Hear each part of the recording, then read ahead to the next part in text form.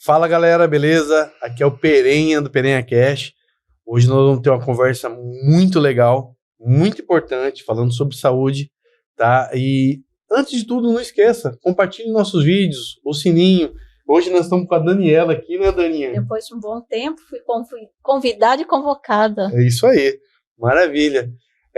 E hoje nossa conversa vai ser com quem, Daniela? Com o Dr. Rogério Leite, médico oncologista, cirurgião cabeça e pescoço de Mato Grosso. Nós vamos conversar, né, com ele. Tudo bom, doutor? Tudo bem, prazer estar aqui com vocês. Maravilha, obrigado.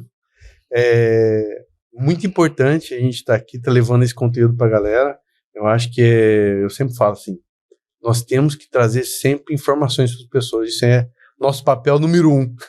Por incrível que pareça, no mundo de informações, o que falta é informação de credibilidade e qualidade, né? Isso aí, às vezes a gente tem que ter a responsabilidade de colocar isso, porque se você não coloca a informação correta, outro coloca a incorreta e passa para frente. Então a gente realmente tem canal que nem o seu, que tem um alcance grande, tem a responsabilidade de levar isso para frente. É isso aí. Vamos lá, vamos começar pelo início. Você é cuiabano? Eu sou do interior de Mato Grosso. Na verdade, eu nasci numa cidadezinha pequena, chamada Paranatinga, e eu fui para Goiânia muito cedo, com 6, 8 anos eu estudei em Goiânia, e depois, quando eu fui fazer faculdade, eu resolvi voltar para cá, porque a minha família era toda daqui, né? Tinha pai, mãe aqui no Mato Grosso, e acabei voltando para cá.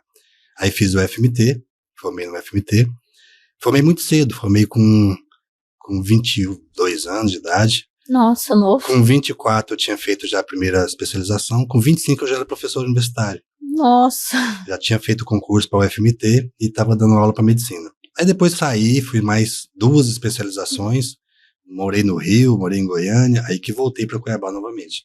E naquela época, a gente tinha muito pouco especialista em câncer no estado, né? E eu fui para o Hospital do Câncer na época, o hospital estava uma crise de credibilidade, fecha ou não fecha, assumi o hospital. E a partir daí, abri a especialização lá de cirurgia oncológica, criei a residência médica em cirurgia oncológica lá, e aí andou. Mais pessoas foram formadas, né? Depois eu saí do hospital, tem mais 10 anos que eu não estou mais lá. As pessoas ainda me procuram lá, porque eu fui presidente do hospital, abri os leilões no interior, né, para alavancar o hospital. Ainda me procuram lá, mas eu não estou lá. E aí depois fiquei focado basicamente na área de cirurgia de cabeça e pescoço, que é o que eu faço mais hoje, apesar de ter uma formação de oncologia geral, né, que passa por todas as áreas do câncer. Hoje eu faço muito cirurgia de cabeça e pescoço. Entendi, legal. O senhor foi pro lado de cabeça e pescoço por dom? Que isso foi? Na verdade, todas as minhas decisões relacionadas à especialidade, elas foram baseadas no que eu achava mais difícil.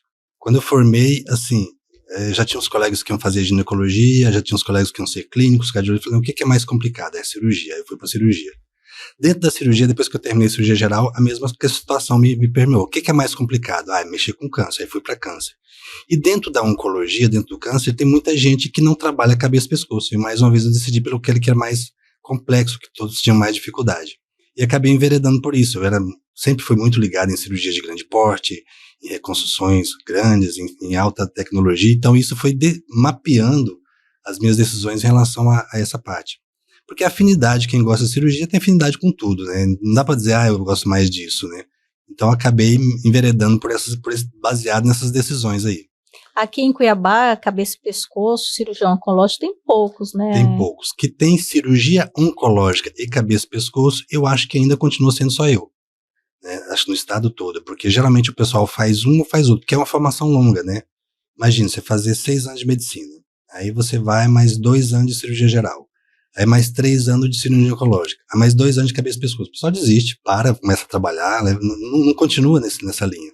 Entendi, porque... Então é demorado, é uma formação demorada. Não é porque tem poucos casos, pelo contrário, é pela exatamente, demora. É pela demora da formação. Hoje, já tem uma facilidade maior que você pode entrar para fazer uma especialidade básica, né, na cirurgia, e entrar para cabeça e pescoço, que são só 2 anos. Mas eu acabei escolhendo o caminho mais longo. Uma formação mais ampla, que pouca gente tem hoje, porque hoje em dia a formação médica mudou muito. A gente era formado para resolver tudo que tem problema. Hoje as pessoas já se definem muito cedo por uma especialidade e acaba não tendo. Por exemplo, você tem muita gente especializada em mastologia, por exemplo. Opera câncer de mama. Mas não opera nada além do câncer de mama.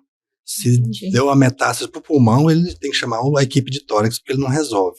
Então a formação médica hoje ela está muito direcionada para, seguindo o padrão americano, né, muito direcionada para subespecialidade desde cedo. Então você não passa por aquela formação ampla para resolver tudo e depois foca em alguma coisa, que é o que eu fiz ainda na minha época, né? Rogério, metástase, a gente sempre ouve falar, mas assim, como eu e acho que muita gente nem sabe o que é. Explica pra gente o que é metástase. Bom, vamos entender primeiro o conceito bem genérico do que é o câncer. O câncer, as células do corpo elas são programadas para nascer, diferenciar, crescer, multiplicar e morrer. É uma programação biológica.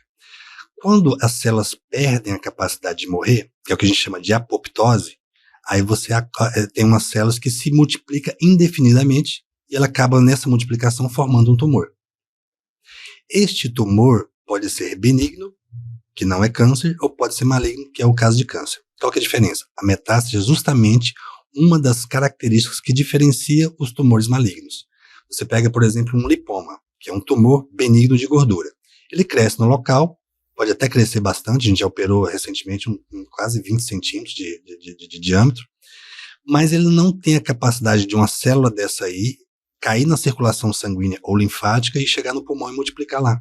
Isso caracteriza a metástase, ou seja, aquela célula, ela alterada, ela cai na circulação sanguínea ou cai na circulação linfática, circula pelo corpo, onde ela acha condição propícia, que geralmente é pulmão, geralmente é fígado, geralmente é cérebro, ela se deposita e começa a multiplicar ali, formando um novo tumor.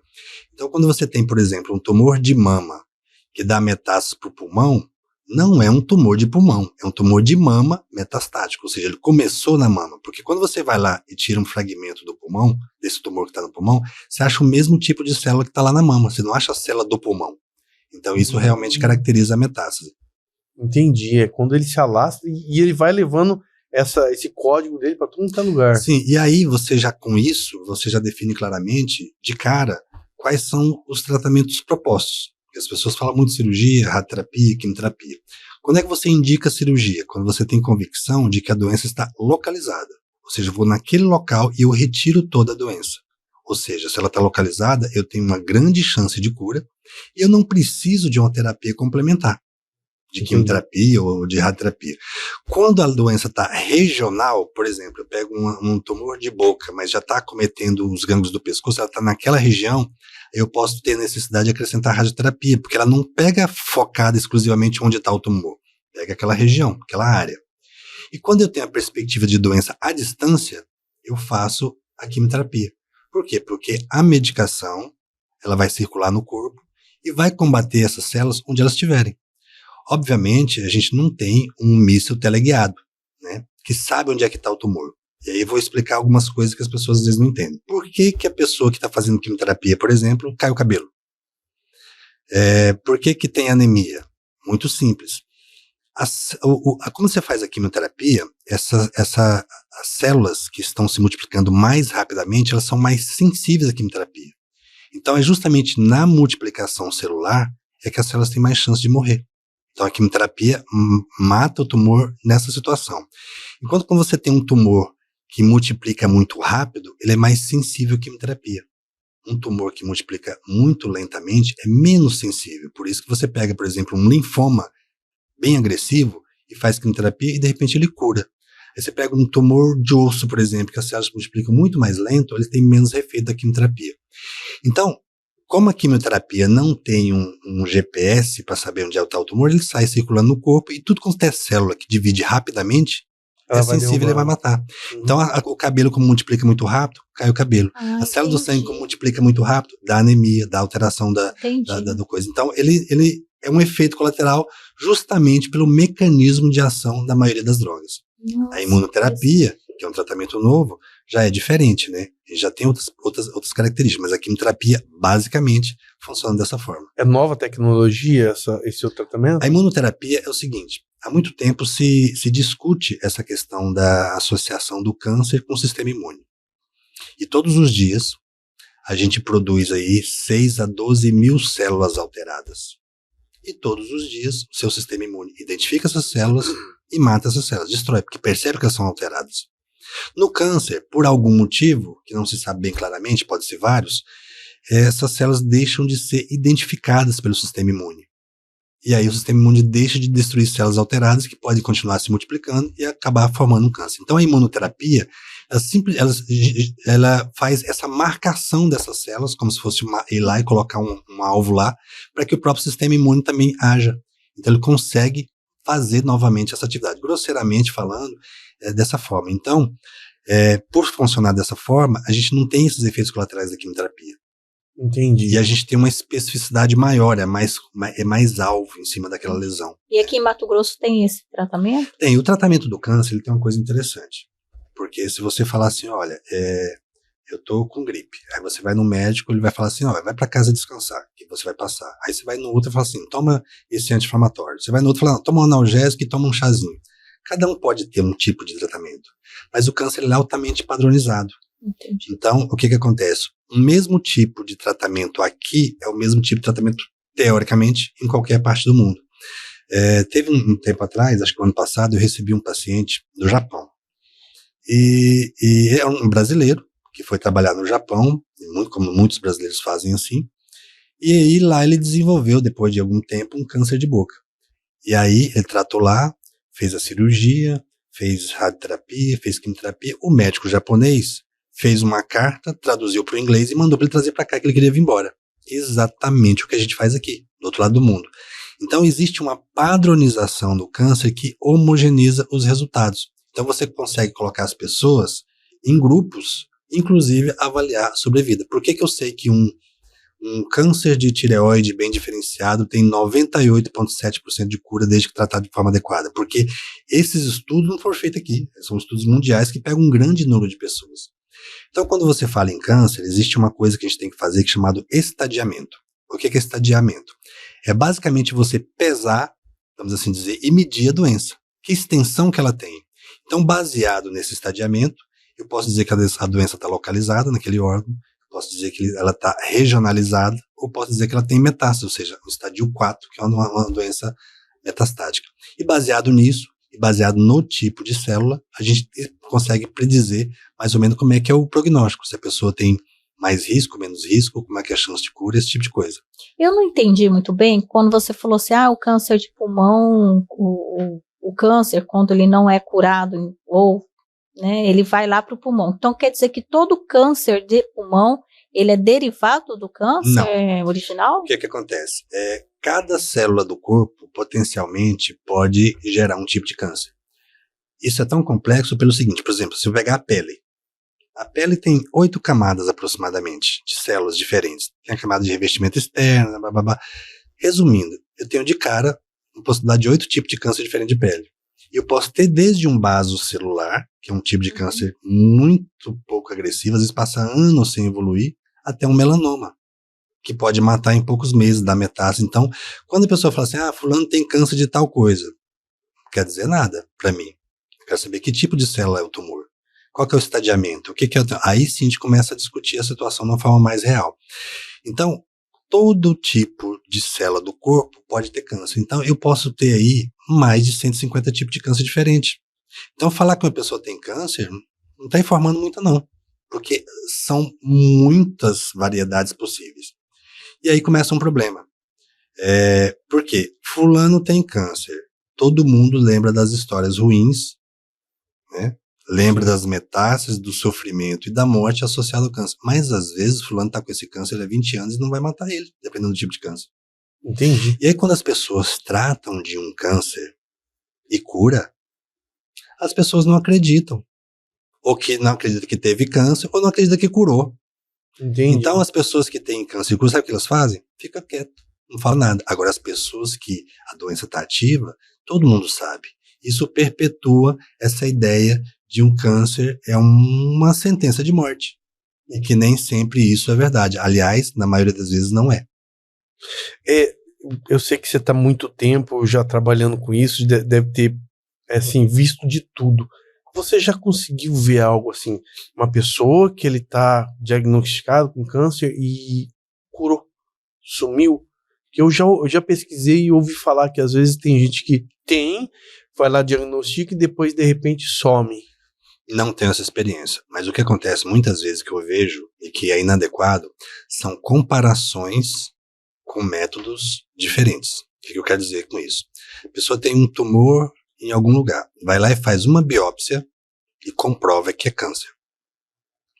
Aí ela faz um tratamento qualquer, independente de qualquer coisa, e depois ele vai avaliar e faz um outro exame, que não é uma biópsia, para comprovar que não tem. Entendi. Ou seja, cada exame ele tem uma limitação e tem uma especificidade e tem uma sensibilidade. Às vezes o exame não é sensível o suficiente para poder pegar a doença. E como existe a possibilidade de as doenças ficarem indolentes durante muito tempo, por quê? Porque depende muito do seu sistema imune, depende muito, vou falar uma coisa complexa e que pode ser mal interpretada, depende muito do emocional, depende muito de como é que é o seu estilo de vida. Então você pode ter uma doença que pode evoluir lentamente. E aí a gente escuta histórias de todos os tipos. Entendi. Tá? Mas existem estudos mostrando a influência de diversos estados emocionais em relação à evolução da doença. Não de cura, mas de evolução. Tá? Existem estudos, por exemplo, discutindo as pessoas religiosas, a fé em relação à evolução do câncer.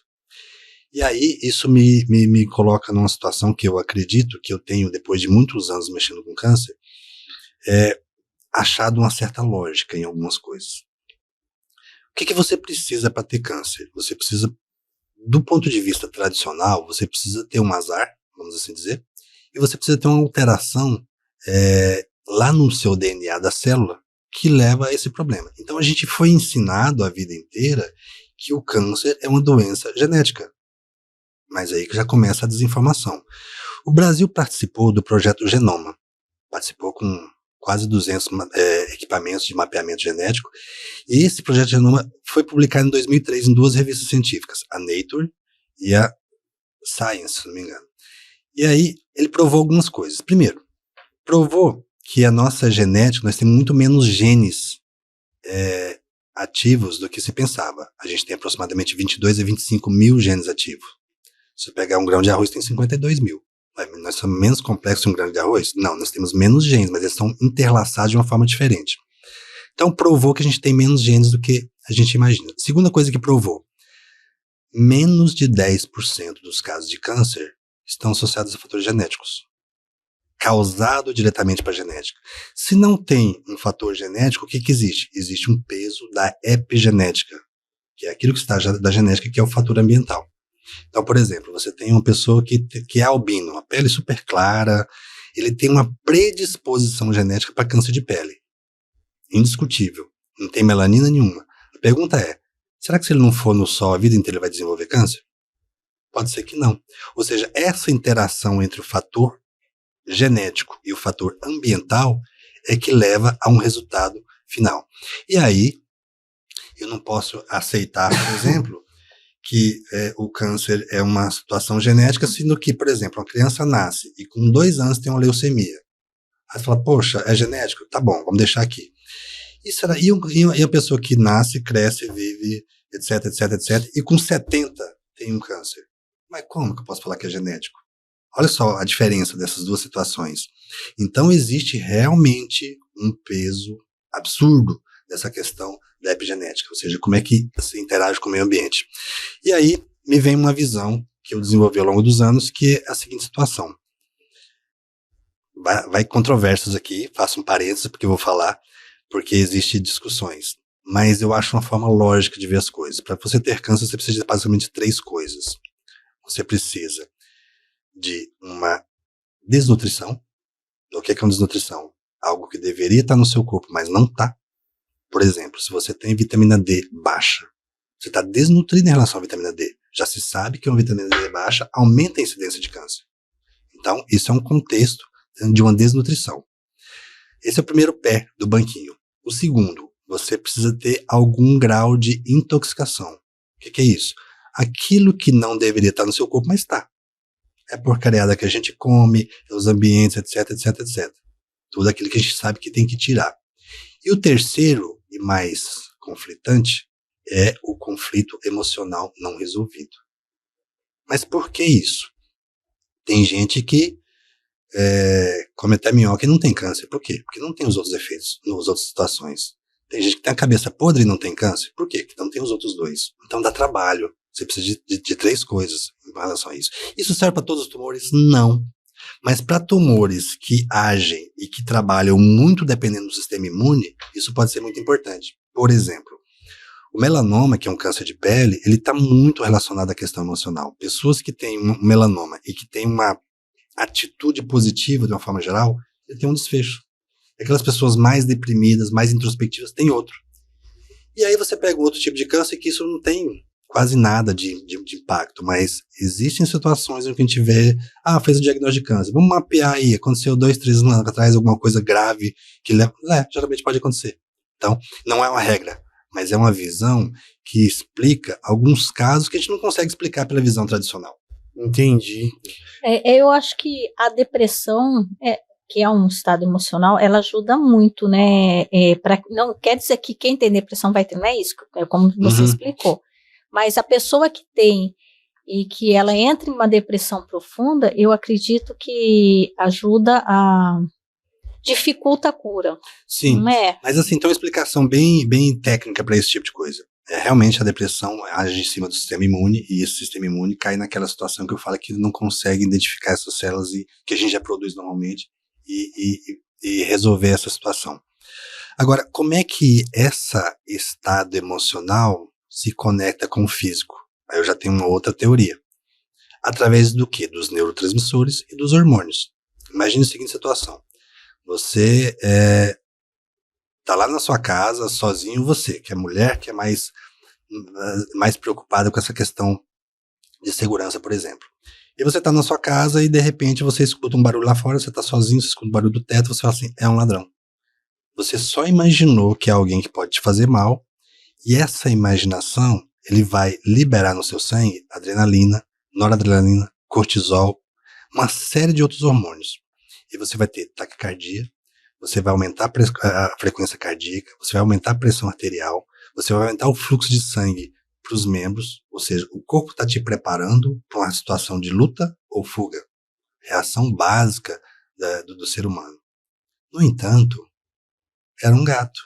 Não tinha nenhum risco, mas o seu cérebro não sabe disso. Ele provocou todas as alterações físicas baseado num conceito psicológico. Você só imaginou que era um ladrão. Ou seja, não dá para poder dizer que isso não tem um impacto, inclusive nas doenças. Né? Então, eu acho que isso é muito coerente. Agora, você é especialista em cabeça e pescoço. Eu fico imaginando o seguinte, a cabeça, nossa, é uma carapaça, né? Tudo cheio de osso. É muito, eu tô falando isso como um leigo, tá? Mas esse deve ser muito mais complicado você operar, acho que a cabeça... Vamos definir o que é a cirurgia de cabeça e pescoço. A cirurgia de cabeça e pescoço, daqui para cima e daqui para baixo, o que eu quero dizer daqui para baixo? O que está dentro do crânio é a área do neuro, o resto é da cirurgia de cabeça e pescoço. Mas existe uma ponte aí, que é uma ponte justamente a parte complexa, que é o pescoço. Tudo quanto é artéria, tudo quanto é veia, tudo quanto é nervo, que sai do coração do corpo e conecta com uma mente que controla tudo, passa pelo pescoço. Então, é uma ponte estreita. Os cabos de rede. Exatamente. É uns cabos de rede que sofrem influência aí, uma coisa ali aqui. É uma ponte estreita, tudo passa por aí. E com uma anatomia complexa. Por quê? Porque um nervinho na grossura de um fio de cabelo lesado, você pode perder a voz. Você pode ter um ombro caído, que passa o plexo cervical, o plexo braquial. Nossa. Então, você tem um monte de efeitos baseado nisso. Só para você ter uma ideia. Você vai operar um pescoço, fazer um esvaziamento cervical, que é retirado dos linfonodos. Alguns pacientes evoluem com pneumonia. Mas por quê? Porque sai lá do crânio um nervo, que é um nervo frênico, e vai para o diafragma. A manipulação desse nervo pode paralisar o diafragma, e aí o movimento do diafragma paralisado, você não expande o pulmão. Você aumenta a chance de pneumonia, porque mexeu no pescoço. Nossa. Existe um nervo, que é o nervo vago, que inerva todo o tubo digestivo. Se você lesar ele aqui, você tem paralisia do estômago, do intestino, é tudo. Então, as consequências de uma abordagem cervical inadequada são consequências que você não consegue resolver. Nossa, e me diz... E aí onde tinha muito medo disso? Tireoide, por exemplo, que é uma coisa que eu opero muito, e tem muita coisa. Há alguns anos atrás, muitos disso eram operados pelo cirurgião geral. que tem muitos cirurgiões gerais que têm uma boa experiência nisso, mas é diferente. É diferente porque a gente, por exemplo, tireoide, a gente opera 5, 6 numa tarde, às vezes 8 numa tarde, onde a curva de treino, de aprendizado é totalmente diferente de alguém que opera 1 por ano, 2 ou 3, a chance de complicação dessa pessoa é muito maior, né?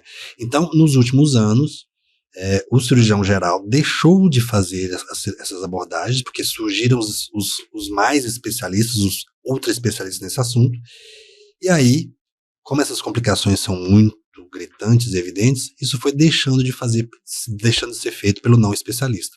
Ainda bem, pelo bem da população. Com certeza, porque é questão de lógica, né? Se eu estudo uma região ali e vou conhecendo cada detalhezinho e eu tenho essa técnica, porque você vai criando uma técnica, todo dia você faz a mesma coisa, você já sabe, opa, eu tirei isso aqui, não vou tirar, porque é uma técnica. E isso vai transformando aquela pessoa... Tudo é treino, né? Tudo é treino, né? Então, quer dizer, vai ficando cada dia um especialista melhor. Por isso que o especialista não pode reclamar dos casos difíceis, porque é para isso que a gente treina. Porque se fosse para pegar os casos fáceis, não precisava ser especialista, né? Então eu vejo muitas vezes o pessoal, esse caso é difícil. Vai, ser especialista para quê? Vai resolver caso fácil? Deixa isso aí pro generalista, né? Verdade. E hoje, assim, equipamento de, vamos dizer, tecnologia, porque a tecnologia está crescendo muito, né? Os equipamentos que hoje você utiliza para detectar algo, para tipo assim, tem a tireoide, passa ali nervo, existe algum equipamento, algo que eu consigo identificar? O equipamento mais importante sempre é o treino da equipe cirúrgica. Uma equipe cirúrgica bem treinada, com segurança e experiência, sobrepõe a tudo. Porém, a gente tem, por exemplo, nas cirurgias da tireoide, quais são as duas principais preocupações que a gente tem na cirurgia da tireoide? Primeiro, alteração da voz por lesão do nervo recorrente, nervo laringeu inferior. Esse nervo, ele leva 32 pequenos músculos dentro da laringe, corda vocal, e a lesão definitiva você pode ter uma paralisia de um lado, que a pessoa fica com rouquidão, e se tiver uma paralisia bilateral, além de perder a voz, ainda ganha uma tracostomia, que é aquele aparelhinho aqui, que respira por aqui. Nossa. Então, por conta disso, um dos equipamentos que a gente usa para poder aumentar a segurança da cirurgia é um kit de monitorização neurofisiológica. O que significa isso? Quando a pessoa faz anestesia geral, é passado um tubo na garganta para poder ela dormir e respirar pelo equipamento.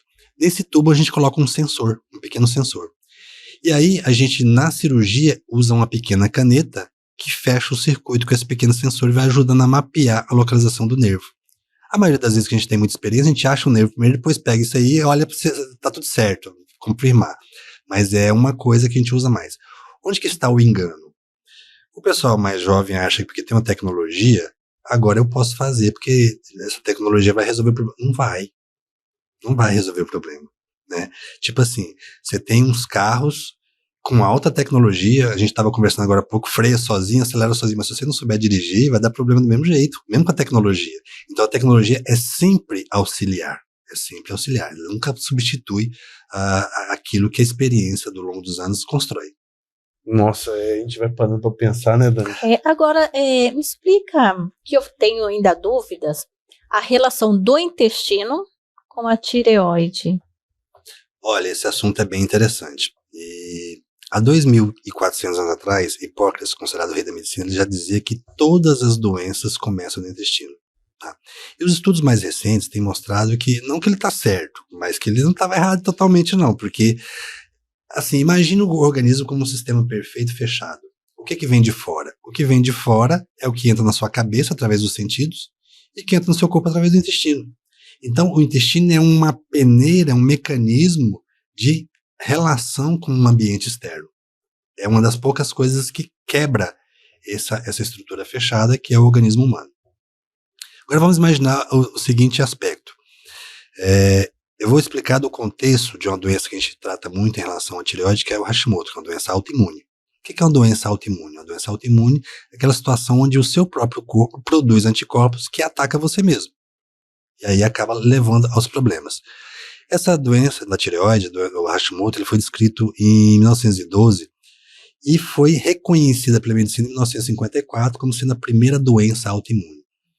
E até hoje, o que os médicos, de uma forma geral, dizem?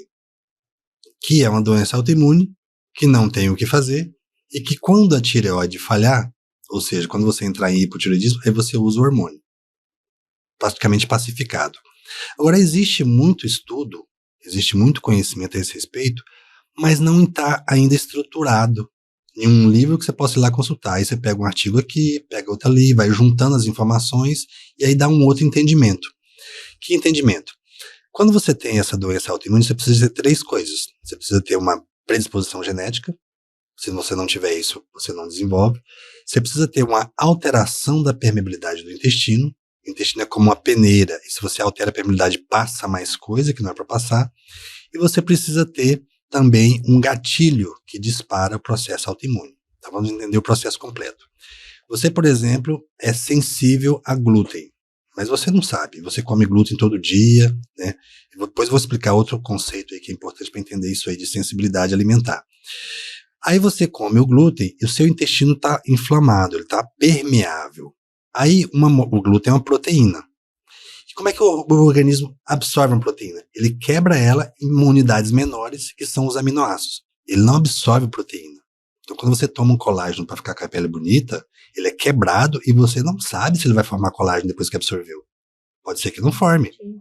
Você pode tomar um colágeno, sempre falo que o colágeno é um jeito caro de tomar proteína. Você pode tomar um colágeno, ele quebrar, e aí você está com, por exemplo, um corte no pé, e essa proteína vai atender o seu corte no pé. Você está com umas células do sangue velha, essa proteína vai reativar isso aí. Se der sorte, ele vai fazer você ficar mais bonita, se der sorte, mas não dá para garantir, né? Então, vamos voltar à situação. Você tem uma alteração da permeabilidade do intestino, esses pedaços maiores de proteínas não totalmente quebradas entram, e como ele não é para entrar, seu corpo não está preparado para poder absorver pedaços de proteína, mas absorveu porque o intestino está com uns espaços, uma permeabilidade aumentada, o seu sistema imune reconhece que aquela proteína é estranha. E aí ele produz anticorpos contra aquela proteína. Acontece que tudo no seu corpo é feito de proteína. Seu cabelo é proteína, sua pele é proteína, o fígado é proteína, sua tireoide é proteína. E aí, o que acontece? Essa proteína que você ingeriu é parecida com a sequência de proteína que tem lá na tireoide. Aí o seu sistema imune criou anticorpo para atacar aquilo que você ingeriu, ele começa a atacar a tireoide como se fosse estranho. Com o passar dos anos, geralmente anos, ele vai destruindo os céus da tireoide, aí chega um momento que a tireoide não dá conta mais de produzir hormônio. E aí entra em hipotireoidismo. Aí os médicos começam a tratar. Só que já passou 10, 15 anos sem tratamento. 10, 15 anos você entrando com um alimento que é inadequado. Então, onde começa o tratamento disso aí? Na tireoide? Não, a tireoide é o efeito final disso. Começa no intestino. Mexer na dieta, alterar essa permeabilidade intestinal, essas coisas todas. E o que é o gatilho que eu falei que é importante? Às vezes você tem alteração da permeabilidade, às vezes você tem a predisposição genética, mas não tem o gatilho. O que é o gatilho? Sua vida está muito bem, obrigado, você está dormindo bem, está com a dieta legal, não tem estresse, aí de repente morre alguém da família, bagunça tudo, aí você, nesses momentos que as pessoas ficam doentes, vem a crise e as coisas pioram. Porque ela estava naquele equilíbrio, e aí desalinhou, e aí vem essas outras questões, ou seja, aí vem aquela questão do câncer que a gente está falando. O conflito emocional é um momento de fragilidade. Esse momento de fragilidade, né, você causa um desequilíbrio aí, e aí é onde você perde a briga. Entendi. Então precisa ter esses três gatilhos. Esses 3 gatilhos. Agora, o que a gente tem que entender em relação ainda a essa questão alimentar? A gente tem 3 conceitos importantes em relação à alimentação que às vezes o pessoal não fala. Alergia alimentar. É fácil entender. Você comer um camarão, você é alérgico, pipoca, tudo, vai ter edema de glote, você vai morrer daqui a pouquinho se não der uma salvação para isso. Porque a alergia pode ser algo realmente muito complicado. Todo mundo sabe o que é isso, então. Intolerância alimentar. Todo mundo sabe também. Você tomar o leite, daqui a pouco, de repente, você tem uma diarreia, você tem esse tipo de coisa. Ah, você é intolerante ao leite. Agora, o conceito de hipersensibilidade alimentar é um conceito mais complexo, porque ele passa pela questão do sistema imunológico. Então, você comer hoje um pão de queijo com leite que você não sabia que você tinha sensibilidade, você não sente nada, aí isso ativa seu sistema imune produz anticorpo, ataca você, e daqui 2 semanas você tem uma crise de fibromialgia, por exemplo.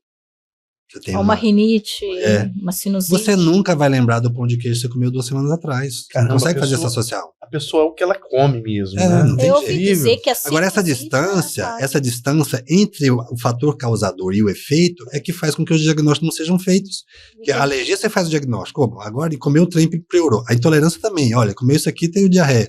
E a hipersensibilidade, que pode demorar 2 semanas, que tem que passar pela ativação do sistema imune. Por que as pessoas morriam de Covid? Porque o vírus chegava na pessoa sem nenhum tipo de defesa para aquilo, ele estimula o sistema imune vai produzir anticorpos, daqui 2 semanas o anticorpo está pronto, daqui 2 semanas a pessoa está na UTI, insuficiência respiratória. Ou seja, não deu tempo, né? Então é mais ou menos a mesma coisa. Nossa, entendi, né? A pessoa que tira a tireoide, seja por qualquer episódio, benigno, maligno, por outra situação, e tem o Hashimoto, ela passa a não ter mais, já que não tem? Tem do mesmo jeito. Tem do mesmo jeito? Tem do mesmo jeito, porque a tireoide, ela não é a causa do problema. Ela é a vítima. Então, o que acontece com todas as doenças autoimunes? Elas evoluem para outras doenças autoimunes. Então, se você não mexer nessa permeabilidade intestinal, se você não mexer na sua alimentação, quem falou que isso que hoje você come e ataca a tireoide, amanhã você mudou a comida e ataca, por exemplo, a pele e causar um vitiligo, ataca a articulação e causar uma artrite reumatoide, ataca o tecido conjuntivo e causar um lúpus. Então, existem muitos estudos nesse sentido. E como é que é a abordagem tradicional das doenças imunológicas? Você inibe o sistema imune. Então, o sistema imune é o seguinte, ele está te atacando, você vai lá e dá uma droga para inibir o ataque. Não, vamos inibir o estímulo, para que ele não ataque, porque depois que o que acontece, por exemplo, olha só como é que isso é interessante. Os pacientes que fazem transplante renal, por exemplo, o que acontece depois? Eles aumentam a incidência de câncer. Porque vai tomar porque eles têm que tomar imunossupressor, porque senão o próprio sistema imune destrói o rim que ele recebeu. Quando ele toma imunossupressor, ele deixa de identificar essas células alteradas. Então aumenta a incidência de câncer. Entendi. Então esses pacientes têm mais câncer de pele, de outros tipos, do que os outros que não fazem transplante. Ou seja, eu não posso acreditar que o melhor jeito de lidar com o sistema imune é inibir ele. Tem alguma coisa nessa lógica que a gente tem que ajustar. Verdade. Agora, sim, eu vejo a população no geral tem um consumo muito grande de álcool. E eu percebo que o álcool destrói muito o intestino. E eu acho que, não sei, eu acho que o próprio álcool também atrapalha muito essa questão, né? A gente acha argumento para tudo, né? Você vai encontrar aqueles também que mostram que eles trabalham e falam, se tomar 2 taças de vinho por dia, você melhora. Aí pega uma taça desse tamanho, mas gera uma 750 ml, agora da minha taça de vinho tá aqui, né? Então, essa questão do álcool, ele é assim... Vamos falar um pouquinho de prevenção. Quando você fala em prevenção Vou fazer a defesa da minha cervejinha no final de semana, viu? Quando a gente fala em prevenção de câncer, a gente fala em tirar os fatores de risco. Não tem outra forma, né? E aí, eu falo algumas vezes algumas coisas, o pessoal não entende muito. O pessoal fala assim, cigarro e bebida causa câncer? Não. Mas como que não causa? Não, porque se eu falar que causa, não é que eu explico os casos que nunca fumou e tem câncer. Ou nunca bebeu. Como é que eu explico os casos que bebe e fuma a vida inteira e não tem? Verdade. Então, não posso estabelecer relação de causa e efeito. Agora, cigarro, bebida alcoólica, é fator de risco. Significa que toda vez que você está presente a isso, você tem esse fator de risco, você aumenta a chance. Sim. Então, qual que é a nossa missão aqui? Reduzir o fator de risco ao máximo. Se o álcool é um fator de risco, acabou a brincadeira, né? Então, ele pode ter outros benefícios, mas eu estou trabalhando com o fator de risco. Mas o álcool, ele é o fator de risco para o intestino, mas também para o fígado. Para todas as coisas, né? Depende muito da quantidade. Por exemplo, os pacientes de cabeça e pescoço, câncer de boca. Sim. Basicamente, a imensa maioria, 85%, fumante e alcoólatra. O álcool, nesse caso, por irritação local. Mas você tem algo à distância. Por exemplo, o cigarro, ele aumenta a incidência de câncer de bexiga. Mas como? Porque tem mais de 7.000 substâncias que vão ser eliminadas via urina. Então você provoca uma irritação crônica. Né? Entendi. Então, a hora que fala em cigarro, a pessoa fala assim, é só pulmão. Quem falou? Né? Tem um monte de outras coisas associadas a isso. É verdade, geralmente a pessoa fala isso. Não. O câncer. O câncer. Ou então fala bem assim, minha avó fumou a vida inteira e nunca teve nada. E parece que tá resolvido. Aí você não sabe se a avó dele era feliz, tranquila. O câncer de língua. Ele tem que ser retirado. Porque esses dias eu vi um influencer que ele tirou um pedaço de língua e estava fazendo fisioterapia de reabilitação. E eu vi a língua dele aqui. Aí eu falei, eu achava que arrancava essa língua. Não, é lá atrás? Como não, tem duas situações. A língua ela tem uma parte oral, ou seja, a parte da dentro da boca, e tem uma parte orofaríngea. Quando você olha lá no céu da boca, que vê lá a campainha lá, dali para trás ainda tem língua, mas está dentro da orofaringe. Então, se você retirar a parte que está na boca, você pode ainda falar, deglutir uma série de coisas. Lá atrás, a situação muda. Porque aí você, por exemplo, não consegue engolir, porque você não consegue jogar o bolo alimentar para trás para poder engolir. Então, dependendo da posição, muda a cirurgia, muda a resposta, que os cânceres localizados na parte mais anterior cura mais fácil do que na parte posterior, e muda o tratamento. Então, depende muito disso. Sem contar com o tipo histológico, né? O câncer mais comum de língua é o carcinoma epidermoide, mas pode ter outros tumores de língua também. E cada um tem um comportamento totalmente diferente. Entendi. Entendi. E aí eu vejo agora, eu e Alexandre, alguns conhecidos nossos que estão com muito câncer de boca. Aí fala que nasceu tipo uma espinha no céu da boca, ou na amígdala.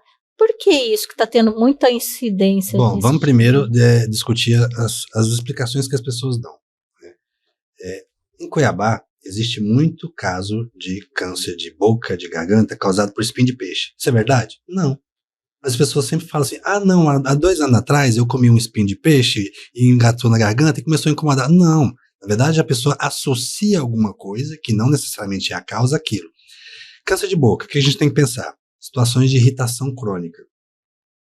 Álcool leva a irritação crônica na mucosa, cigarro leva a irritação crônica, dentaduras mal ajustadas leva a irritação crônica. Então, se a pessoa tem uma ferida que fica traumatizando, batendo uma prótese ali, ele pode, ao longo do tempo, levar a esse problema. Então, são as coisas gerais. Agora, existe outra coisa nova entre aspas, que está se discutindo muito. A pessoa é jovem, ela não fuma, ela não bebe e tem um câncer de boca. O que aconteceu? Aí vem a questão do HPV. O HPV, semelhante ao HPV que causa câncer do colo de útero, também tem aumentado a incidência de câncer de boca e de orofaringe. Nossa. Tá? Então, os tumores associados a uma infecção viral. É um vírus já desencadeando o câncer. Mas é todo? Não. Existem alguns subtipos que podem causar isso. Não é todo o HPV. Mas os pacientes mais jovens, geralmente a gente não está associado a esses fatores de risco tradicional e a gente acha HPV positivo. Isso tem mudado um pouco a visão nos últimos anos. Entendi. Agora a questão hoje da robótica, doutor. Eu sei que a robótica ela vem para ajudar, mas também tem muita coisa que a pessoa tem que estudar, são os equipamentos, né? Você acha que a robótica vai entrar nessa área de boca, pescoço, cabeça? Sim, também? já entrou, mas nós temos que ver a seguinte situação. Toda vez que surge uma nova tecnologia, as pessoas incorrem no erro de tentar resolver tudo com a nova tecnologia. Eu tenho um livro que eu li, grosso assim, ó, o cara tratava sobre as propriedades da água. E eu tive a curiosidade de ler, quase 300 páginas, e ver a história de como é que foi. Ele ficou preso uma época e ele não tinha coisa para poder fazer no presídio. Ele começou a estudar água e viu um monte de propriedades da água e começou a tratar tudo com água. Tudo que tratava com água. É tal coisa, água assim, assim, assado. Outra coisa, água, tudo do jeito. O que eu quero dizer com isso? A robótica, ela é uma ferramenta. Assim como é a ferramenta a cirurgia aberta, assim como é a ferramenta o tratamento de químio. Então, o que é o bom médico? O bom médico é um médico que tem uma boa caixa de ferramenta. Para que a hora que chega aquele caso, eu consiga escolher a melhor ferramenta para poder tratar aquilo. Por exemplo, como é que é a cirurgia de tireoide robótica? É uma cirurgia que você faz incisão por dentro da boca, corta aqui por dentro, coloca 3 ou 4 trocáteres aqui e desce aqui no pescoço, para retirar a tireoide. O que você ganha? Você ganha não ter o corte no pescoço, mas corre o risco de ter uma dormência no queixo para sempre, que pode lesar um nervo, você pode o risco de ter sangramento, de mexer nessa parte. E é uma cirurgia muito mais cara. Ou seja, justifica? A meu ver, não justifica. Não tem sentido. E outra coisa, parece, querendo ou não, você corta aqui, mas eu acho que, pelo que você falou, ele é muito mais... Muito mais agressivo. Muito mais agressivo. Eu tenho um colega, ele é militar, inclusive, cirurgião de cabeça e pescoço, ele foi para Tailândia e estudou uma técnica de abordagem de tireoidectomia por via axilar. Entrava com trocada na axila, saía aqui, com outra aqui, saía aqui. Ele apresentou esse trabalho uma vez num congresso de cabeça e pescoço, acho que foi em Brasília, no Brasileiro de Cabeça e Pescoço. Nossa, todo mundo caiu de pau, isso me deu até dó, coitado. Depois eu fui conversar com ele, vamos tomar um ali pra gente esquecer o que aconteceu aqui. Assim, muito bom, mas pra quê? Pra Tailândia, porque lá tem uma questão religiosa, onde se você violar o pescoço, tem um significado lá que é, nossa, só em último caso. E aqui? Aqui não tem sentido. Então essa questão da ferramenta, ela depende muito do contexto também cultural, do contexto de tecnologia, do contexto financeiro. Então, meio que não justifica você, em alguns casos, encarecer absurdamente uma cirurgia para ter o mesmo resultado. Agora, vamos imaginar que seja um tumor de orofaringe. A robótica tem outra pegada, tem outra indicação.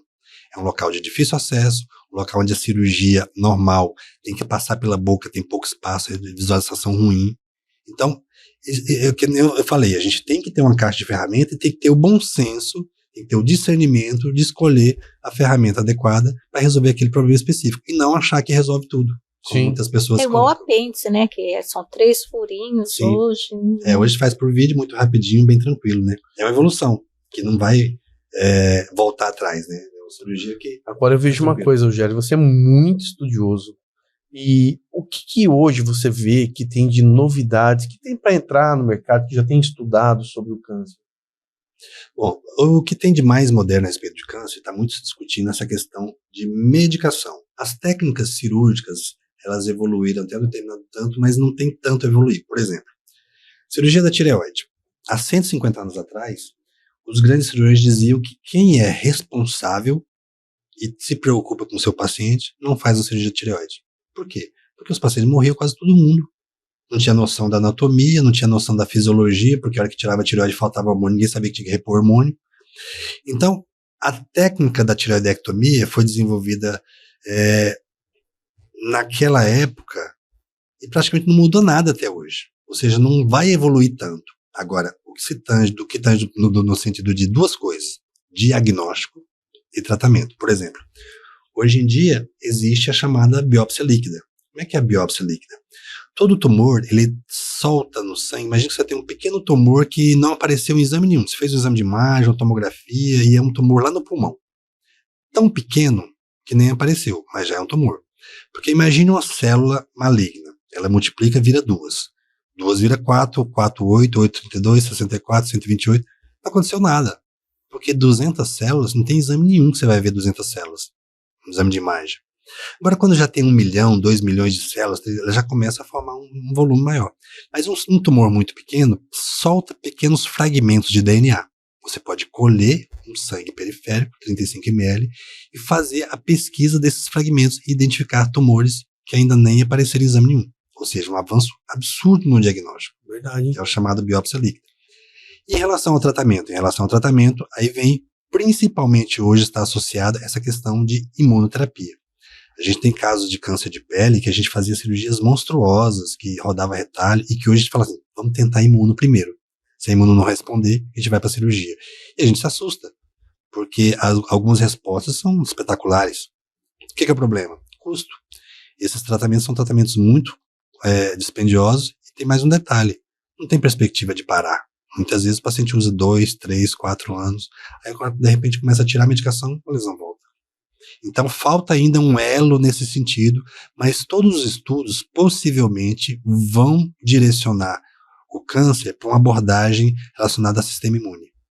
Possivelmente, porque a base parece que está aí. Entendi. Voltando a falar sobre a tireoide, que é pescoço, né? E eu acho que é o caso mais comum de pescoço, eu não sei se é, mas que Sim. Parece, né? Tem aquela técnica radioablação. O que é isso? Isso é o seguinte, isso foi desenvolvido, o pessoal da Tailândia tem muito isso. O que acontece? A radioablação é uma técnica minimamente invasiva, onde você faz um ultrassom, você faz uma sedação, anestesia local, e você entra com uma agulha, chamada agulha de radiofrequência. Você vai no meio do nódulo, imagine que tem um nódulo aqui, você entra com a agulha e começa a fazer como se fosse um leque. Só que essa agulha, ela aumenta a temperatura muito rapidamente, a mais de 100 graus. Então ela queima essas células alteradas e mata isso aí. O tumor fica lá e reduz. Não tem ainda estudo e nem autorização para poder fazer isso em caso de câncer. Ou seja, a primeira coisa que você tem que fazer é fazer o diagnóstico e ter convicção de que é uma lesão benigna. A segunda coisa é que tem que ser nódulos geralmente grandes, volumosos, benignos, e não pode ser nódulos múltiplos, porque senão você muitas vezes não consegue resolver. Então tem as indicações.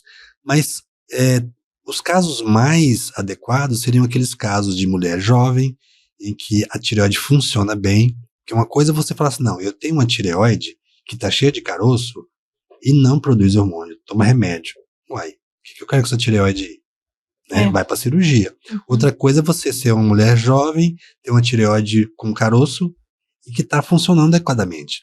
Porque função da tireoide não tem nada a ver com forma. Você pode ter uma tireoide toda irregular, cheia de nódulos, e produzir hormônio adequadamente. E pode ter uma tireoide bonitinha, já ouviu falar da bonitinha mais ordinária? Bonitinha, não tem nada, não tem nódulo e não produz hormônio. Então são coisas separadas. Então a gente tem que avaliar função e forma. Então a radiofrequência seria exatamente para esses casos de doença benigna. Algumas vezes esses nódulos voltam a crescer e outras vezes resolve definitivamente. Então não é uma técnica. É uma ferramenta que você vai ter que achar o caso certo para poder aplicar. Se não, eu já operei recentemente 2 casos que tinha feito radiofrequência antes. Que aparentemente estava resolvido, a hora que veio não tá, o nódulo está crescendo. E os planos, eles não cobrem esse Não cobre, não está no rol da ANS ainda. Entendi. Não sei se vai entrar, existe um trabalho para poder fazer isso. Então seria interessante, porque teoricamente poderia baratear esses tratamentos, evitar a internação. Né? Agora, o problema com a tireoide, a gente sempre fala mais da mulher, né? Mas no homem também tem esse problema. A doença tireoidiana, ela é em média 7 vezes mais frequente na mulher do que no homem. Até nisso, as mulheres ganham da gente. É muito mais frequente. Então, o homem tem menos nódulos de tireoide, por exemplo. Mas quando tem mais chance de ser câncer. E existe alguma coisa que a pessoa sente para ela saber? Um diagnóstico? Geralmente não. Quando você espera ter algum sintoma da tireoide para fazer o diagnóstico, você vai fazer o diagnóstico sempre em fase avançada. E aí que eu defendo que toda mulher ela deve ser avaliada inicialmente pelo ginecologista, que deve pedir ultrassom de tireoide. Uma vez na vida ela tem que fazer. E às vezes está acompanhando anos e anos e anos, e eu tenho visto isso acontecer nos últimos anos, e talvez até por a gente influência do que a gente fala o tempo todo, tem que pedir, ela faz um ultrassom e de repente acha, porque não sente nada. Você viu aquele pessoal de antigamente tinha muito aqueles papão grande? Sim. Vida normal, sente o quê? Nada. As pessoas percebem, ela percebe, mas não sente nada. O que é aquele papão? Bom, aquilo lá, antigamente, existia aquilo é um chamado bócio. O que é o bócio? Qualquer situação que você forma um nódulo e aumenta o volume da tireoide. Você pode ter um bócio nodular, que tem nódulos, pode ter um bócio difuso, que a tireoide inteira cresce. Antigamente, isso estava muito associado à deficiência de iodo. Porém, em 1920, o mundo começou a usar iodo no sal. O Brasil passou a usar iodo no sal em agosto de 1952, através de uma lei federal que adicionou o iodo no sal. Ou seja, aqueles bócios por deficiência de iodo desapareceram. Mas continuou tendo, porque não é a única causa. Tem causas que a gente não sabe ainda. Né? Então diminuiu, a gente não vê tanto, mas mesmo assim ainda tem. Entendi. Eu e Alexandre conhecemos uma pessoa que teve câncer de tireoide, mas assim, quando descobriu já estava bem avançado, era homem, estava em pulmão. E ele falou que o primeiro sintoma que ele sentiu era uma tosse seca que não parava. Então ele achou que até era coração. E aí ele foi no cardio fazer todos os exames de coração e aí descobriu, começou a crescer uma glândulazinha aqui, que aí ele falou, o que é isso? Aí que foi descobrir, já era tarde. E era agressivo também. Era aquele agressivo. Indiferenciado? Eu acho que sim, eu não sei dizer. Porque olha só, quando a gente fala de câncer, por exemplo, a gente vê muita pessoa falando assim, o câncer tireoide é muito tranquilo. Para aí, vamos conversar direito. Porque é muito tranquilo no extremo, que é o carcinoma papilífero e o carcinoma folicular. Mas no outro extremo, existe o carcinoma indiferenciado, que mata em menos de 6 meses. Por isso alguém fala assim, fulano está com câncer de tireoide. Para mim não quer dizer nada, eu quero saber os detalhes para poder saber.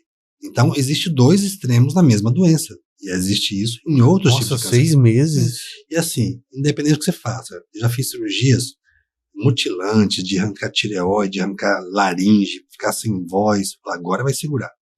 O negócio volta. É impressionante. Então, assim, a gente não pode brincar sem saber o que tá falando, né? Sim. Ah, isso não é nada. Não é nada o quê, cara? Vamos ver isso aí direito, vamos analisar, né? Então tem que... Não. não dá pra brincar, porque só precisa de uma errada pra poder perder. É porque né, o doutor é meu médico e para quem não sabe, eu tive câncer de tireoide, né? Hoje está fazendo 22 dias. Ainda recuperando. Estou recuperando com essa voz belíssima, que é o melhor cirurgião oncológico. Né? Desde o segundo do dia que eu operei, minha voz não mudou. É a mesma voz. Tem pessoal lá que chega com desculpa lá. Eles chegam lá e assim, opera e fica tudo bonitinho. Você fala, mas antes eu cantava. Não cantava nada, mas depois dessa cirurgia, não canto mais, coisa e tal. Toda história. E aí, doutor, quando eu descobri esse câncer, também consulta de rotina em março, todo mundo falava assim, e alguns outros médicos, dos males o melhor. Se tiver que ter câncer, que tenha de tireoide. Não é, para o paciente não é. Mas aí tem que completar essa sentença sua. Operado por quem? Porque a gente vê muitos casos de câncer de tireoide que fala, meu Deus, podia ter tido outro, porque dá tanto problema. Sim, e depende também, como você falou, do câncer exatamente. Também, não então é não dá assim, para generalizar. Falar essa frase de chavão, ela faz o paciente ficar em uma expectativa e uma depressão. Sim, porque você fala assim, porque ele não sente a dor do paciente. Mas aí tem uns problemas complexos, que é a questão da informação que a gente discutiu logo no começo, né? Que eu falei que a importância de um canal tipo o seu que divulga conhecimento. As pessoas às vezes têm esse diagnóstico e quando faz uma pesquisa na internet, nossa, acha tanta coisa. E aí tem um problema. Quando você acha uma coisa boa, você não acredita. Sim. Quando acha uma coisa ruim, você acha que está falando com você. Sim. Então, a internet tem uma importância fundamental no discernimento, na disseminação do conhecimento, mas também tem os seus problemas, né? Sim, com certeza. Porque, na verdade, todo mundo posta e às vezes posta até para ter views, né? Uhum. Então, assim, é difícil. E às vezes o que chama atenção, né, não é o que realmente é o mais importante. Né? Assim, a internet, assim, o que dá ibope, na verdade, são coisas ruins, né? Sim. As coisas boas, as pessoas, vamos dizer, a humanidade, infelizmente, é assim. Agora, o câncer, ele é uma doença silenciosa inicialmente, né?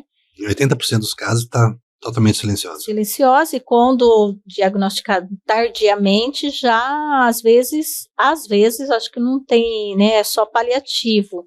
Depende muito do tipo de câncer. Vamos falar sobre o câncer de tireoide.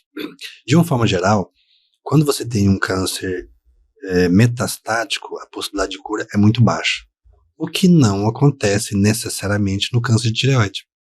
Que ele tem uma particularidade que é fenomenal e interessante, que seria muito bom se ele tivesse para os outros tipos de câncer, que é o seguinte. A célula tireoidiana é a célula que mais tem afinidade por iodo. Então, se você ingere o iodo, e esse iodo está circulando no sangue, ele primeiro passa na tireoide, se a tireoide não quiser ele não captar, ele vai para outras partes. Tá? E o câncer de tireoide, o carcinoma papilífero folicular, que são os bem diferenciados, são muito parecidos com a tireoide normal. Então, esse tipo de câncer também capta iodo. Então, isso muda tudo. Por quê? Se você tira a tireoide, e tem, por exemplo, uma célula maligna de metástase lá no pulmão, eu posso dar uma dose de iodo radioativo, ele vai circular, e onde tiver essa metástase, já que ela é muito parecida com a tireoide, o que ele vai fazer? Vai captar o iodo. E o iodo, ele emite uma radiação beta, esse iodo radioativo, que mata a célula. Então, não é o mesmo iodo do sal, né? Não é o mesmo iodo do sal, é um iodo radioativo. É outra situação. É uma complexidade para trazer, porque ele sai lá de Angra dos Reis, tem que vir, chega pelo azul, e se passar da hora não dá, é meio complexo de fazer isso aí. No entanto, se eu tiver uma doença metastática da tireoide, eu posso curar essa doença com iodo, mesmo que ela não esteja mais no mesmo local.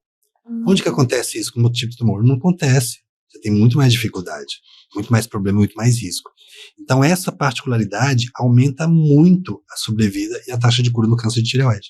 Só acontece na tireoide. No carcinoma bem diferenciado, que são papilífero folicular. Nos outros tipos também não acontece.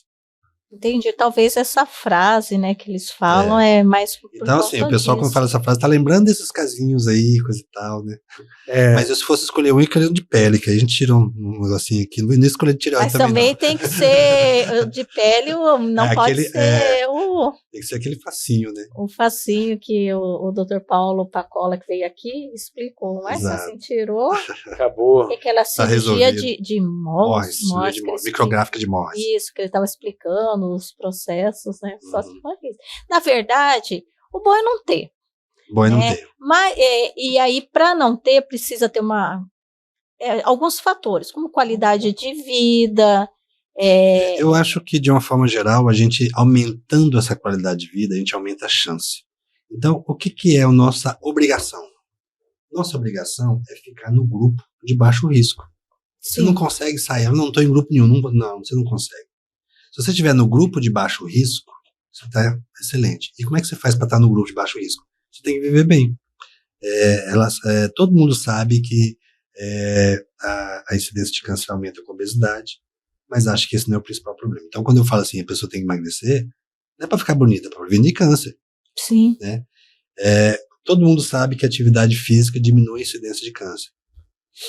Então, quando eu falo vai para academia, não é para ficar bonita, é para prevenir câncer. Né? Todo mundo sabe que a alimentação influencia. Então, são esses fatores simples do dia a dia, e que a maioria de nós não faz, que faz com que a gente fique no grupo de baixo risco. Entendi. Saiu disso, você já começou a ficar no grupo de médio risco e no grupo de alto risco. Agora, falando de grupo de médio, alto risco, sobre o açúcar. Todo mundo fala que o açúcar é muito vilão com relação a isso. É isso mesmo, doutor? O açúcar, na verdade, ele tem muitas coisas a se esclarecer. O que o açúcar provoca de uma forma geral? O açúcar se acredita que, para a maioria das pessoas, ele é um alimento inflamatório. Nesse contexto, ele pode favorecer a incidência de câncer. Existe também outra teoria, que é o seguinte. Como eu disse no começo, as células malignas se multiplicam muito mais rápido. Elas precisam de energia para isso. E essa energia vem, muitas vezes, do carboidrato. Então, há uma linha que, se você tirar o carboidrato, o câncer pode sofrer. Existe, inclusive, uma outra visão que é extremamente interessante, que é preconizada por Donato Pérez, que é um mexicano, que a família dele, já uma geração de quatro gerações de médicos, desenvolveu um método chamado IPT. O que é o IPT? É você tratar o câncer com uma abordagem baseada em insulina. Vamos entender como é que funciona esse negócio, que é interessante. A célula maligna, ela capta bastante glicose. Por isso que tem essa teoria de que, se você tirar o açúcar, você mata o câncer. Na prática, não acontece. Né? Se fosse acontecer, será muito simples, mas pode ter influência. Não dá para dizer que não pode ter influência. Então, nessa técnica, você faz o seguinte. Você tira um pedaço do tumor, faz um estudo para saber qual que é a quimioterapia sensível para esse tumor. Porque, assim, a mulher, por exemplo, tem um câncer de mama. Aí o oncologista clínico usa a terapia padrão. Os estudos foram feitos, e para o câncer de mama, essa droga resolve. São os melhores. Só que, às vezes, o estudo foi feito na mulher americana, na mulher alemã, na mulher lá não sei de onde. Será que vai dar certo aqui na mulher aqui? Teoricamente dá, mas é o mesmo campo biológico? Não. Nessa técnica, você primeiro tira um pedaço do tumor e faz um estudo qual que é a quimioterapia que aquele tumor é sensível. Aí chegou àquela conclusão, beleza. Aí você pega um paciente, pega a veia dele e vai administrando insulina. O que acontece? A glicemia vai baixando, vai baixando, vai baixando. As células tumorais, elas ficam muito ávidas por glicemia. Então elas mudam a permeabilidade. Aí você pega aquela droga que você já testou, sabe que é aquela pessoa sensível, e administra junto com glicose. Essa glicose vai ser carreada. Como a glicose vai absorver em grande quantidade para aquela célula faminta por açúcar, a quimioterapia vai junto. Então você consegue doses efetivas com 15% a 20% da dose tradicional, com muito menos efeito colateral. Entendi. Então é uma abordagem nova, defendida por Schallenberg nos Estados Unidos. Assim, não é padrão, tem muita gente que fala mal, mas existe alguma coisa aí que tem perspectiva. É igual a radioterapia, né? Iodo-radioterapia. Sim, acaba sendo uma terapia direcionada, que é o que a gente não consegue na quimioterapia. Entendi. Você tem uma terapia teoricamente direcionada, mas com um mundo de efeito colateral, porque age em várias partes do corpo. O pessoal da APOC, né, da Associação de Apoio ao Paciente Oncológico, eles estiveram aqui, né, e eles falaram bastante na época sobre as campanhas de mama, etc. Mas eles falaram que existe agora um medicamento, eu não sei se é químio, rápido, não sei como que ele é míssil, ele fala, ele é só para pulmão, ele é para pulmão, né? Terapia de células-alvo. Na verdade, é uma figura de linguagem que se usa para poder tentar explicar o que é isso, mas é justamente essa questão de você identificar as células associadas àquilo e ter uma chamada terapia-alvo que acerte mais aquilo e menos as outras. Ah, entendi. Mas não serve para todos os tipos de tumores. Ainda estão se desenvolvendo. O câncer de pulmão tem umas melhores respostas em relação a isso. Ela falou, mas isso daí também é só estudo, já está sendo aplicado? Já tem se aplicado na prática. A questão é que ainda está se desenvolvendo as melhores terapias-alvo, não é para todo tipo de tumor, né? Entendi. Então, agora o que a gente tem que entender? E tem no Cada SUS? caso é o caso. Não tem. Não tem. Infelizmente não tem. Então, o tratamento do SUS são os padrões mais básicos, né? Então. E acaba muita gente judicializando para conseguir medicação, porque medicação cara, né? O que elas me falaram para mim, para Alexandre, que o SUS ainda assim, quando tem um estudo, já está, quando tem o padrão, a normatização, já está aquém do estudo que vocês já estão... Já está sempre atrasado, não tem jeito. Mesmo porque existe uma questão de financiamento complicadíssima, né? Isso fica muito, muito, muito caro. Os Estados Unidos, um país de primeiro mundo, não tem saúde pública nesses termos que a gente tem. Eles não dão conta de pagar. Como é que a gente vai dar conta? Verdade. Então tem muita discussão nesse sentido. Verdade. Você para pra pensar, quebra um país. Essa história de que saúde é um direito do cidadão, um dever do Estado, que está na Constituição, é complexa, porque operacionalizar isso, como é que faz? E é complicado, porque às vezes você joga pro Estado o dever, né, de uma pessoa que ela tá se arriscando, acabando com a vida dela. Não né? é só isso, né? Imagina essa situação. Tem uma coisa extremamente complexa para se resolver, que são as doenças raras. Olha só como é que isso é complexo, inclusive para o gestor de saúde. Você tem um paciente que tem uma doença super rara. E existe uma medicação, isso acontece quase todo dia, que custa 20 milhões. Aí, obviamente, vai judicializar e o Estado vai pagar esses 20 milhões por essa medicação para uma pessoa. E deixou de atender com 20 milhões centenas de que pessoas vão morrer sem atendimento. Então é complexo essa situação. E aí? Deixa de atender? Será que é justo? E aí? Será que é justo deixar os outros sem tratamento também por causa disso? É muito complexa a situação. Então tem que se pensar em outras abordagens de saúde, isso agora do ponto de vista político, que dê alguma possibilidade de saída dessa sinuca, né? Dessa situação. Isso é muito complexo mesmo, não é fácil não. Principalmente porque quando começa a envolver a política, existe... E aí saúde sempre é uma terra de palanques, né, políticos, né, que é uma dor da população muito grande. E dá voto, né? Dá voto. Mesmo assim, a saúde pública do Brasil é melhor do que de muitos países aí desenvolvidos. Na verdade, eles nem têm praticamente. Eles não têm praticamente. Agora, por outro lado, eles têm uma população rica que paga por esse serviço. Então, será que eles precisariam, né? Eu falo, tem que prosperar, né? Eu e Alexandre estivemos agora, recente, foi em maio, na Europa, na Itália, né? A gente fez um tour e a gente viu lá, assim, foi a primeira coisa, porque eu sou hipocondríaca, então eu pego geralmente hotel, algum lugar perto de supermercado e de farmácia.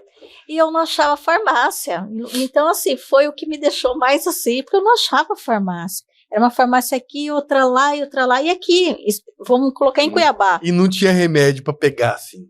E não tinha remédio, remédios eram todos escondidos. E aqui, aqui, vamos colocar em Cuiabá. Cada esquina tem 3, 4 farmácias. Por que isso? Bom, aí como é que é complexo? Né? Eu atendo muito paciente do mundo inteiro por questão de telemedicina. E muitas vezes eu trabalho com medicação manipulada, porque você consegue doses melhores, mais específicas. E aí nós temos um problema. Você pega a Europa, por exemplo, não existe farmácia de manipulação. Não? Não adianta falar assim, vai lá e manipula a vitamina D nessa dose. Não tem.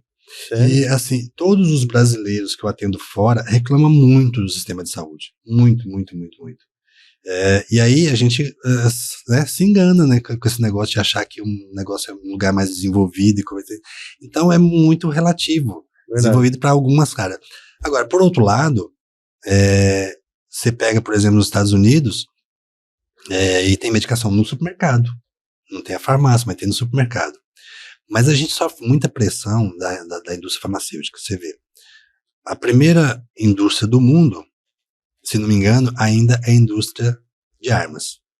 A segunda indústria do mundo é a indústria petrolífera. E a terceira é a farmacêutica. Nossa. Então é uma indústria muito forte. Tá? Sim. É uma indústria muito forte com os interesses que manipulam até como é que as coisas vivem. Então, possivelmente, é um ramo muito lucrativo no Brasil. Por isso que a gente tem tantas coisas. Eu até fiquei pensando, falei assim, Alexandre, será que nosso país está doente assim, ao ponto de ter 4, 5 farmácias em uma esquina? É meio complicado, né? Essa situação, mas eu acho que vai além disso. Vai, a situação é bem complexa. É verdade. Rogério, eu quero te agradecer de coração. Nós somos mais de quase uma hora. Nossa. É que quando o assunto é bom, a gente nem percebe, entendeu? Eu quero agradecer de coração. Eu acho que tudo que você falou, que você fez aqui, vai ajudar muita gente. Esperamos. Tá? Eu acho assim, seu trabalho é muito bonito. E continue sempre nessa caminhada. Tá? Obrigado, eu fico feliz pelo você ter a oportunidade de estar aqui no seu canal, que é um canal que tem profundidade, que tem alcance, né? E é sempre bom de discutir esses assuntos que eu gosto, medicina e etc. Espero que a gente tenha outras oportunidades. Com certeza, vai ter sim. Tá? Eu só quero falar, né, terminar meu depoimento falando que Alexandre falou assim, você é milionário. Esses dias tá meio deprimida, assim, meio chorosa, né? Porque eu falei, não queria ter essa cicatriz, não queria ter. Ele falou, não, você é milionária, você ganhou uma nova chance. E aí eu mudei a ficha, né? No outro dia, eu falei, não, eu sou milionário, tenho uma nova chance, sou rica, né? Tô com saúde. E o senhor é meu bilhete premiado, então eu quero agradecer, tá? Eu acho que o câncer realmente é um ponto de mutação, assim. É aquele momento que você fala assim, peraí, como é que eu vivi até agora? Assim, então, daqui pra frente eu tenho que mudar alguma coisa. Sim. Cada um vai ter o seu diagnóstico, né, a sua forma de entender o que precisa mudar, mas é um ponto de mutação. Então eu acho que as pessoas devem ver isso de uma forma positiva mesmo. Mesmo porque, né, a partir daí muitas coisas boas podem acontecer. Com certeza. Valeu, Rogério, muito obrigado. Obrigado por estar aqui. Galera, é isso aí. Valeu. Não se esqueça. Deixe qualquer tipo de comentário, se você precisar de alguma informação, nós vamos dar uma pergunta, vamos deixar aí, né? Tem mais material lá no meu canal de YouTube também. Isso, vamos falar. Rogério Leite, Oncologia, no Instagram é @Dr. Leite. Então a gente vai também estar falando desses assuntos e outros também. Quem quiser, está à disposição. É um prazer sempre. Valeu. E é isso aí. Obrigado. Tchau.